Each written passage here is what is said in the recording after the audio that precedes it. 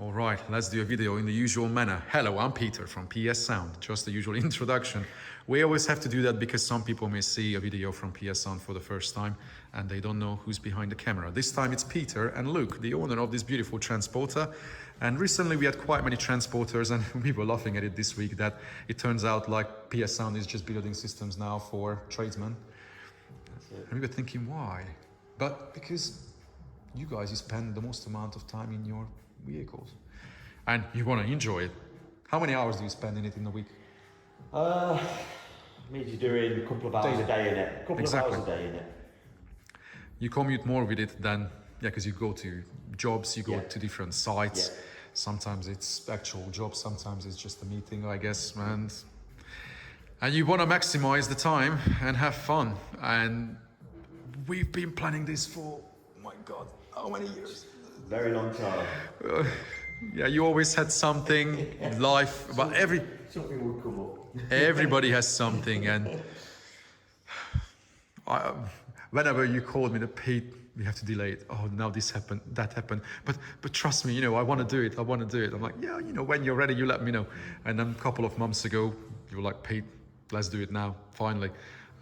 So this is a long desired dream to make it happen. Yeah. And the good thing is now recently we had many transporters, so we have a good idea about what can be done and what needs to be done.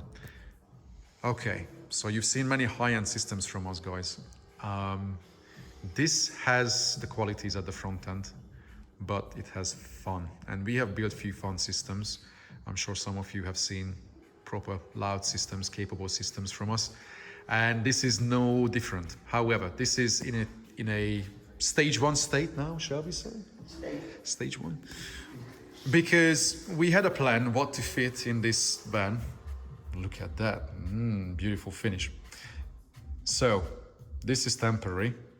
And once we have a permanent sub, then we will make it a bit cleaner looking. However, this is a works van. So this area is obviously used for tools, materials, whatnot.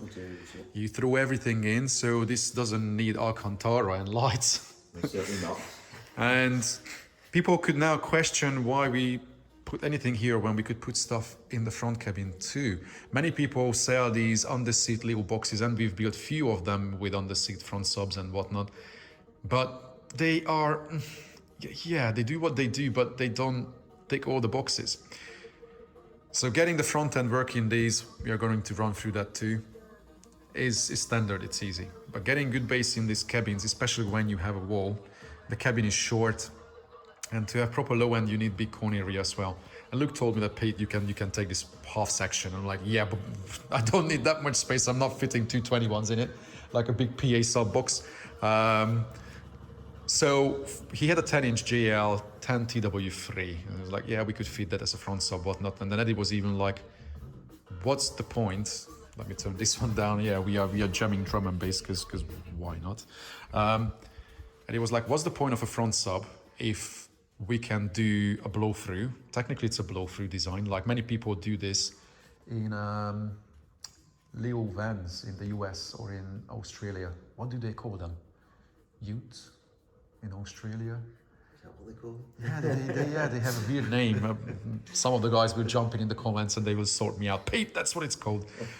It's literally, 2 seats at the front and just a bed at the back, something like that. Or the guys in the US, they have trucks, big 5-seater and then a big bed at the back. And they cut through, and same way they have a big sub box. Yeah, some of those guys who like big bass, they fit like minimum 215s or 412s or some crazy stuff. But those who want to feel great bass, it's never going to happen from the front because there's just not enough enclosure space anywhere. Underneath the seat, you can only have tiny little babies, a 10-inch in a small, tiny sealed box. I can't talk. In order to play low, you need displacement. You need large cone area excursion, and yeah, a large sub requires at least a certain amount of airspace, and that's why we now have a temporary solution. This is actually the sub box that we had in our test bench, underneath our bench for several years now. And then I thought, you know what, instead of wasting my time, charging you for, let's say, 8 hours to build a proper box and install it underneath the seat or wherever. Why would I do that? Why would I do that when we know what we want to do in stage 2? We will cut it through. So why don't we just cut it through now?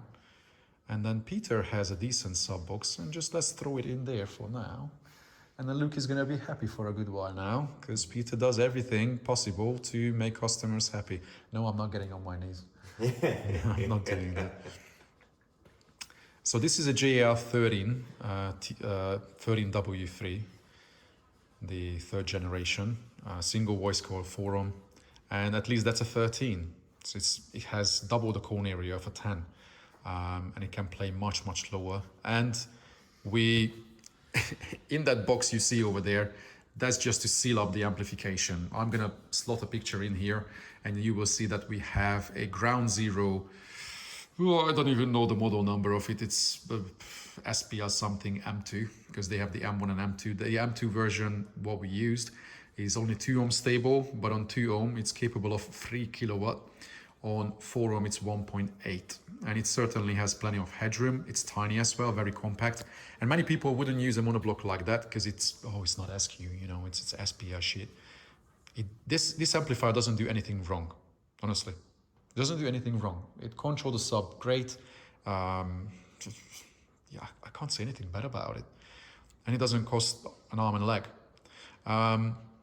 We use the P6 for the front end. Okay, let's jump in. Let's show the front end to the guys.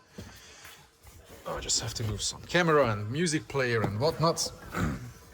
So you've seen few pillars from us. This time we built something a bit bulkier and a bit more capable, because these pillars have a lot of room. At the bottom section for sure, for the mid-range, where we fitted the Steg MSS3, our good old favorite mid-range, that is just amazing, especially for the money.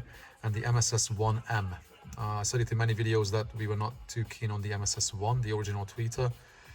We built a few cars, and I had to admit that tweeter wasn't great, but the MSS1M is actually great, not to mention the price. It costs half price compared to some high-end tweeters. High-end, what's high-end, right? Because you can buy Akiton, ZR Labs, Z Studio, and all those crazy things. Those are serious money. These are actually cheap compared to that, but they perform amazingly on sound quality as well as on party mode. Actually, on radio came on. Woohoo! Yeah, this video is gonna be packed with copyrights. That's why we will put at the end of this video the demo part when we will have fun with Luke. So we went with these. The only thing when it comes to design is the tweeter. In an ideal world, we would have pushed it further back to make the pillar more slick and flow better, have less build up like this. But you can't do that, because behind this handle there's a big aluminium bracket running down, and you can't push this any further anywhere unless you made like a snowman style build, but then that's equally bulky and it blocks the view more. This doesn't block the view that much from driver's side either. So that's why we went with that. In the doors we did one of the most extensive soundproofing jobs that we did on the transporter. Because sometimes, you know, we had previous projects where customers already turned up with the transporter and it was built by somebody else already. So we couldn't start from scratch. We could just add things to it.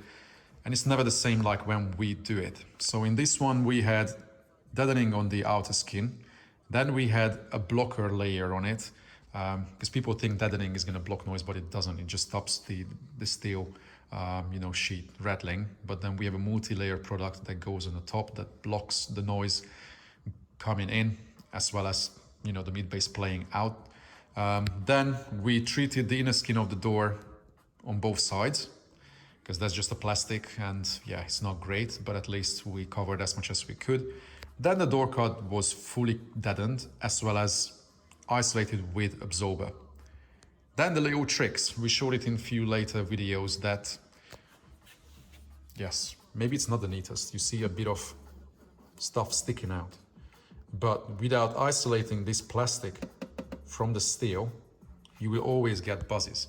This way, you have a soft material between the two. And what buzzes, what rattles did you hear when we were smashing it crazy? Nothing. Nothing. if I mute the mids and if I mute the tweeters, so you don't have any mid-range and high-frequency range blasting, then you can hear some buzzes because you still have a window mechanism inside that can shake and buzz and rattle. That's why I just don't like doors. However, from a certain budget, this is now a very capable installation, and we didn't use the most expensive mid-bass drivers. We used the Steg QK6, which is not an expensive speaker pair. And some people would not sleep well because, oh, Pete, you use the cheaper mid-bass driver. I want to spend more money on a more quality speaker. But I have to emphasize that the result of a good mid-bass kick bass driver is not really the speaker. Most of them are already amazing. Even a 200-300 pound pair of speaker can perform amazingly. However, then you put it in a shitty environment.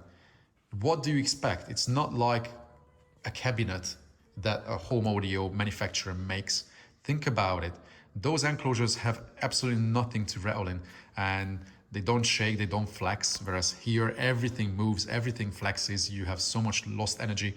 And then that's why I call usually mid-bass in a door just, performing as hot fart.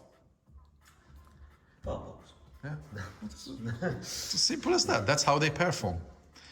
And then people think that, oh, Pete sounds very big-headed, but honestly, it's your choice and it's your money to spend big money on a very expensive speaker and then put it in the door. That's when I'm getting to the stage, like some of you know Scott Buvada from Hybrid Audio.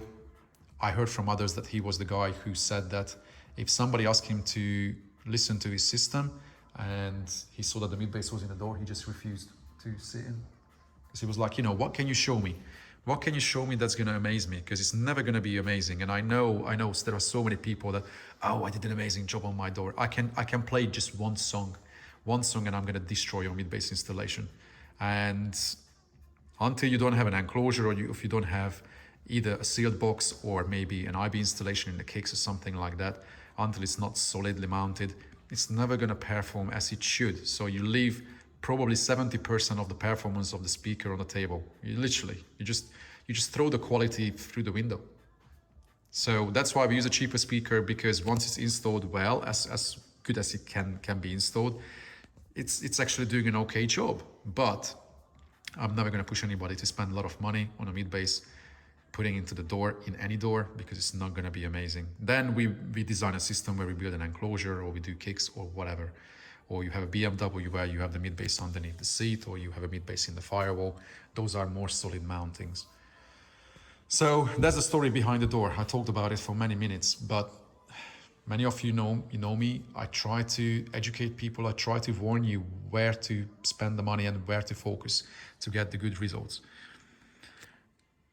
So door done, pillars done. We talked about that. We integrated the head unit for daily function, for phone calls, radio, whatever.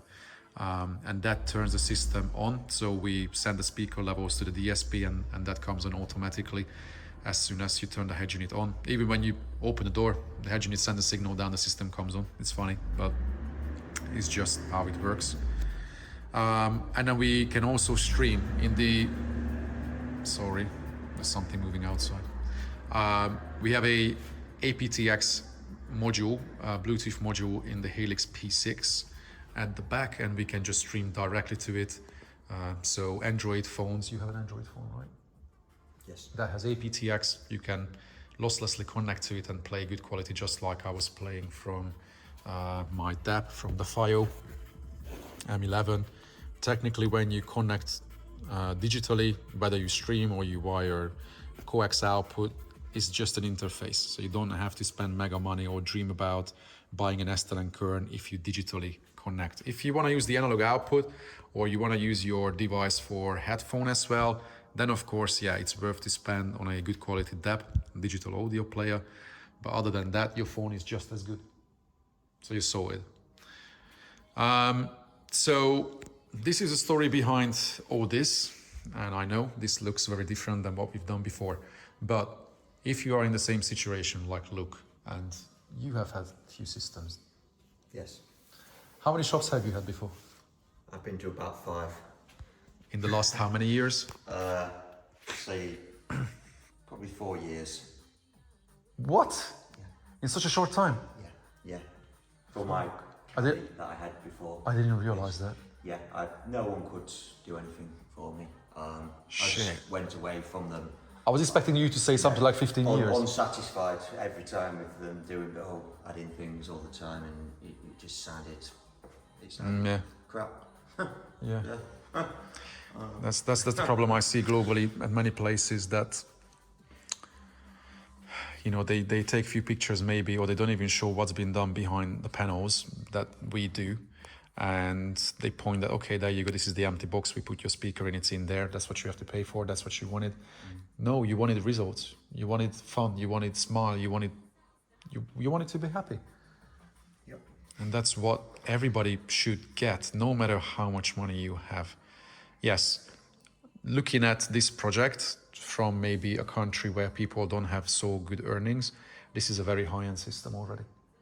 Because the gear in this is honestly, like even in Hungary, where I'm originally from, some people would work half a year just to buy the equipment for this car.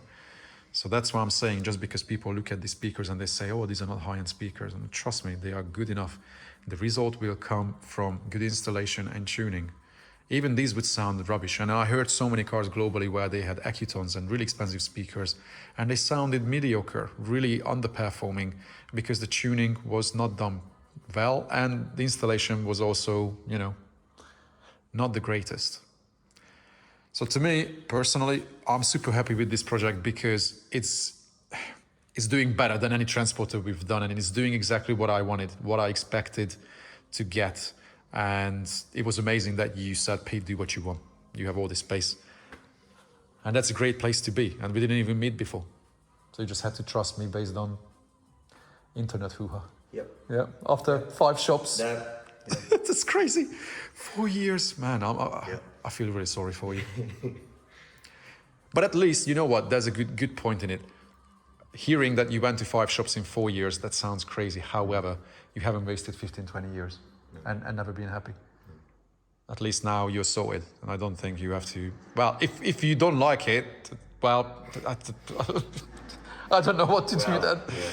Because this is an epic system. You can listen to quality music and it sounds great, and you can smash it, and it gives so much fun. Yeah, we will add a few videos at the end when we have a bit of fun. I don't know what's going to come through a bloody video recording, but it's great. It just sounds so great. And we will also show at the end what it's like when you shut the door, when we open it, how quiet the event became. Oh, I didn't show pictures of the back wall. So we went crazy there, because usually these back walls are flimsy and shit. And a lot of noise comes in from the back of the van through that wall. Plus, we knew that we would have a big bass. We didn't want that to rattle. So we went a bit bananas.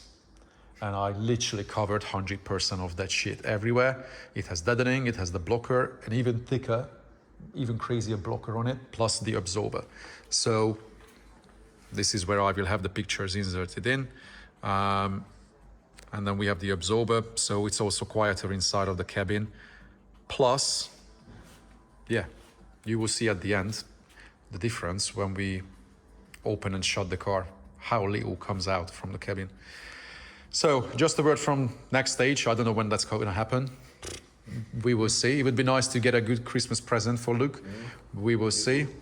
We will talk about it when he's ready for stage 2. But we have that space from that height along. I mean, we could have more, but I'm confident that space is enough for me, and that leaves a lot of space for you.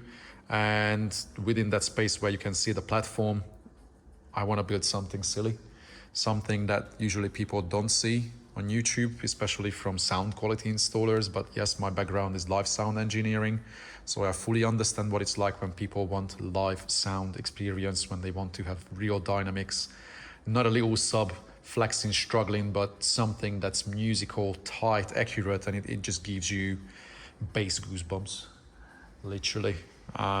So we will build something amazing here, something that people may talk about. But honestly, if you have a transporter and if you want something decent, this should be the base standard that you should start with. Yes, the amplifiers can be mounted somewhere else underneath the seats and whatnot, but that's a pain in the ass, and I hate to do that because it's not a nice space to... I have too much stuff here too. Hang on, I can throw it down in no time, and I can show the space underneath. There is room, always, in these vans. And we have a torch as well. But it's just one of those awkward spaces that is just tight and you have to stack things, and you can. Of course you can. We did it in the T6 that we saved a few years ago that came from London, and that was a poor installation, and he had a 10-inch front sub there in that section. And then we had the amplifiers here stacked. But it's just always too tight, and then it's not serviceable so easily. It can be done. It takes more time, more hassle. And I wasn't quite keen on the idea. And of course, when you told me that, Pete, you have all that space, oh yeah, why not? So what else do we need to show so people see everything? Oh, we have to show the front. I didn't shut the bonnet, so I can show the power situation. So yes, many people would want to see big alternator upgrade, extra batteries and everything, and people don't want to believe that a system like this can run on factory battery and factory alternator. When you play music, it doesn't draw that much power, it's dynamic. We have many clamping videos. If you search for clamping PS sound, you will have quite a few videos popping up. You will see that even if in some cars we have like 5 big chunky Class A, Class AB amplifiers, they don't draw that much. Except if you go to SPI competitions and you burp and you play elongated long bass notes, slow down hip hop and all that madness, then yes, that's a different story. So here, what did we do? So we upgraded the original power cable that comes from the distro to the terminal. That was only 4 gauge, so we upgraded that to 0. Then we also upgraded, we added ground, in additional ground, but that had to go after the sensor. So we had to drill through the clamp, if I can show that, maybe this way. So you can see we had to go through bolt and nut. So this way we don't have just the 4 gauge, we have proper 0 gauge in addition to an additional ground point to the chassis. Well, there's a structural piece here, not the wing. The wing is not structural, but that's structural. So we upgraded that as well. And of course, then from the fuse board, we had an extra spare space. We actually have several spare spaces. We took our main feed to the back from here. That's fused from factory with a 200 amp fuse, and that's perfectly enough for us.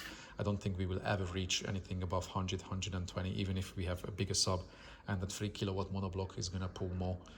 3 kilowatt would dictate that you will have more than 300 amp pull, but nah, it's not the case with dynamic music. You are not going hair trick madness. You're listening to music, not burp and fart. So yeah, we have 0 gauge running all along through a grommet down there. We have daily updates of this project, by the way, I have to mention it because many people don't know. We have our Patreon channel, check out description for a link. Then you can see daily updates, you can see all the little tricks and tips, what went into this project and all the other projects that we do. You will see the RTA evaluation of this car, what results that we could get out of the speakers in this cabin. Then you can learn what you can expect from certain speaker locations, especially if you have the same van. And yeah, there's a lot to learn there. You have weekly topics, you have fabrication videos. Patreon, after now getting close to 4 years, there's so much knowledge on it and so much stuff. It's insane. Somebody signed up recently from France, and the lad is watching literally everything. And he, I told to everybody, if you catch up with content, press a like, comment or something, then I know where you are at. And he's going through everything step by step. It's amazing. So by the time he watches everything on the channel, he's going to be in a very, very good position. He will understand this game. And yeah, I try to share as much as I can. And that's what I recommend for all of you. If you have buddies that want to learn more about car audio, feel free to share this channel and check out, Patreon as well, where you can learn even more. Yes, that's subscription based, but hopefully you get what you find there. And I don't know, I have to finish this video and I have to start to play music and demo, yeah? Most definitely. I don't know what's gonna come through. Luke's smiling face, maybe.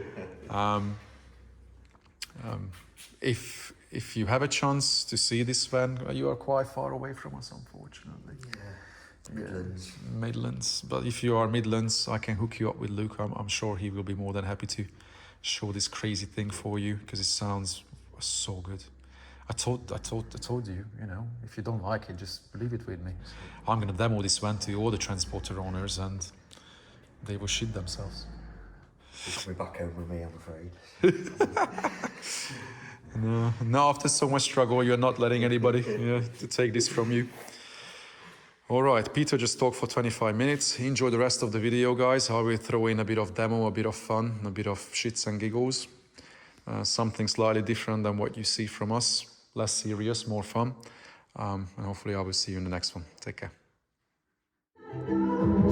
So we found this tune with Luke. Becky Hill.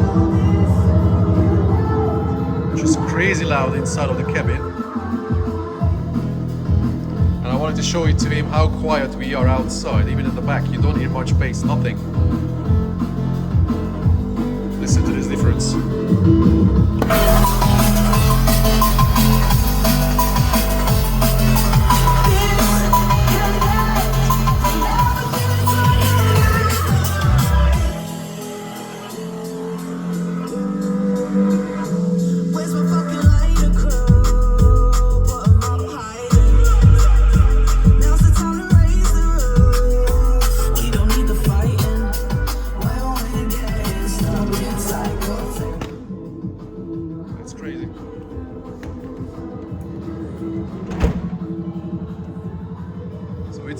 It's very quiet.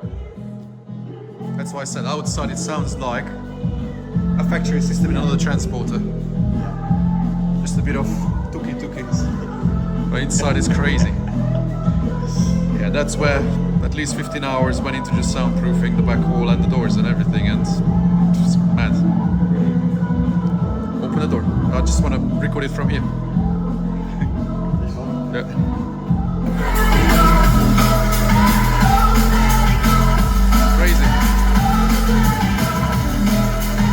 Shut it back. Look.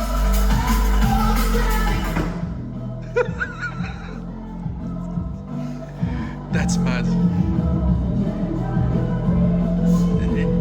It's huge. Yeah, we don't hear anything compared to what the output we have inside.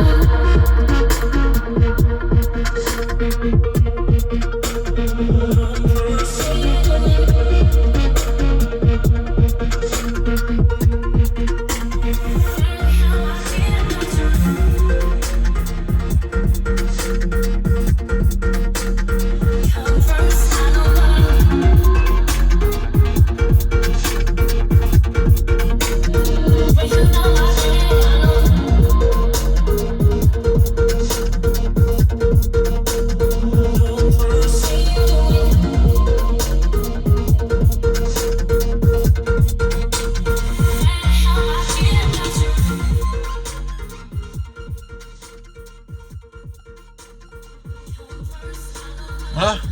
It's fucking amazing, it is. It's a bit better than on the video. It's just can't put it into words, mate. Brilliant. Absolutely amazing.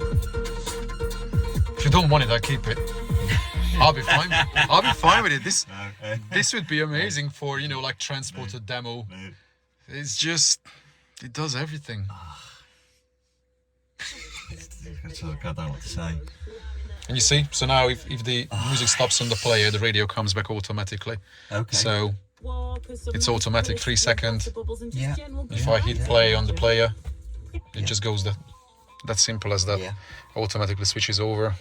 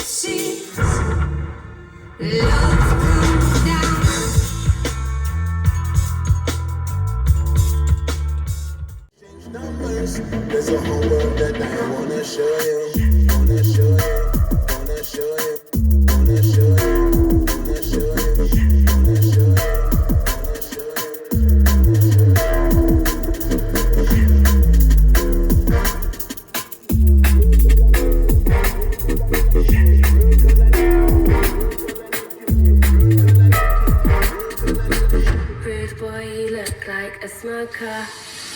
I can see all the stress that you're under. Come and go and trash it on the sofa. Rude boy, you seem like a joker. And I'll bother you for a lifetime. Is it alright if I ask for your number? I don't mind if you come a bit closer. And if things go nice, then we could be in love. And if things go nice, then things might happen. We could be in love. And if things go nice, then we could be in love. And if things go nice, then things might happen. We could be in love.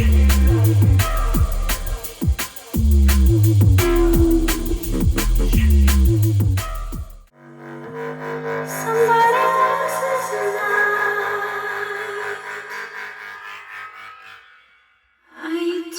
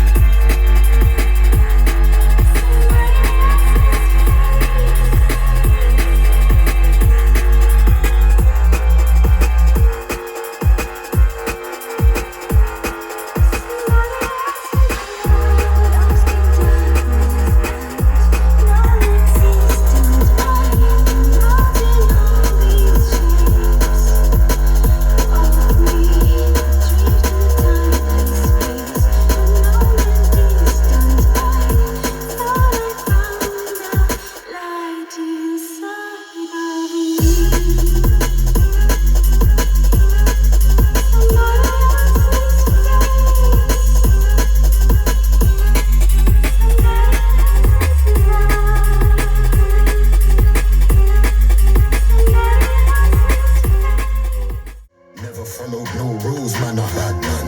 Coulda found me on the blocks with the bad man. Rolling drums in my socks for the bad man. Then the feds came around, took the bad man.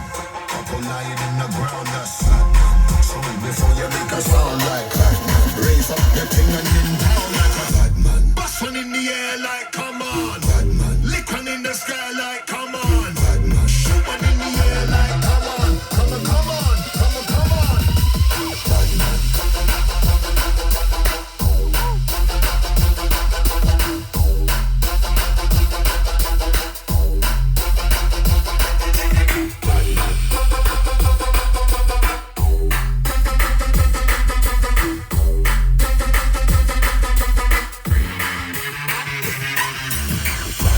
Big 45, just cock it, bad man. Lick 4 or 5, can't stop it, bad man. Pop off your head, top clean, bad man. Lock off the bus off machine, bad man. Too many talk so rough, them a bad man. Ain't never been on quad, no bad man. Ain't never seen no stuff, no bad man. Point up the thing and then bust like a bad man. Bust one in the air like come on, bad man. This is about the experience.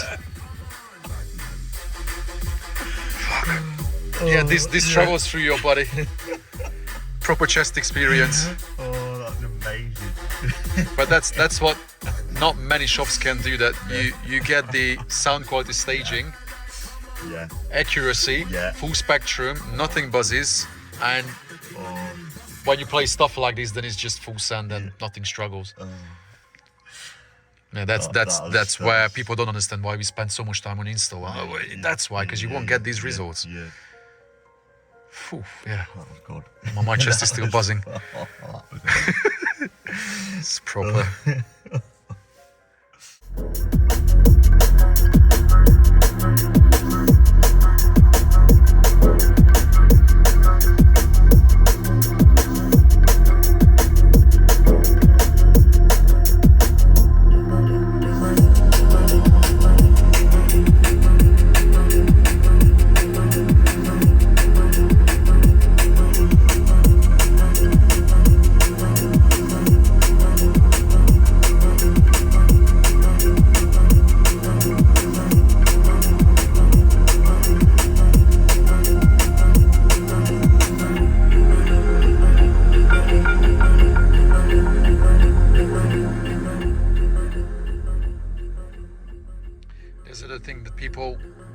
I get cars coming in, which were built by others, sometimes even the owners, and they can't believe the difference what happens when it gets tuned. And they're like, Pete, now the system has just so much more impact. Everything is so tight. And it's always been there, but what people don't realize that you only get this attack on, even the mid-range slaps you in the face, and right? When everything works in time and phase, then it's now 7 speakers hitting you at the same time, as opposed to all of them working all over the place. Yeah. When you have a punch, 7 speakers hit, the sub punches you, and the mid bass kicks you. The mids give you the snap, and then the tweeters also contribute to the click, and then everything is just so tight. And that's he's looking for the song. There you go. But it's in drum and bass playlist. It's in there. I've got it on my Amazon at least as well. Then. And there's the thing. This is a really bass-heavy song. In other cars, you wouldn't be able to enjoy them because you just get the rattles and the buzzes and shit. Here, you don't hear anything. And I'm really pleased with the doors, because this is the best door build we had in any transporter. But we work more and more of them. We realize what the doors struggle with, how to overcome it. Of course, it's still not as good as an enclosure, but that would be very time consuming to build. Thank